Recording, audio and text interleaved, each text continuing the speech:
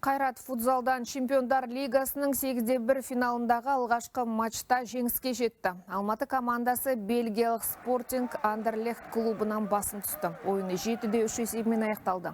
Алматылықтар жергілікті команданың қатты қысымына қарамастан қарсыластарынан басым түсіп, санаулы сәттерден кейін ойын тізгінін өз қолына алды. Команда маусымдағы ең сәтті ойындардың бірін көрсетіп, матчты сенімді түрде жеңіспен аяқтады. Қайрат ойыншыларының қолдауға отандастарымыз көп жиналды. Олар ойыншыларды барынша қолдап, шетелде емес, туған жерінде жүргендей көңіл күй сыйлауға тырысты. Енді қарымта кездесу 5 желтоқсанда Алматыда өтеді. Біз өте ауыр ойын болады деп күттік. Бастапқыда солай болды да, командаға қатты қысым көрсетілді. Бірақ біз шыдас беріп, үздік ойын үлгісін көрсете білдік. Жігіттерге ризамын. Маусымдағы ең жақсы ойындардың бірін көрсетті. Барша қазақстандарды жеңіспен құттықтаймын. Біз үшін қиын ойын болды.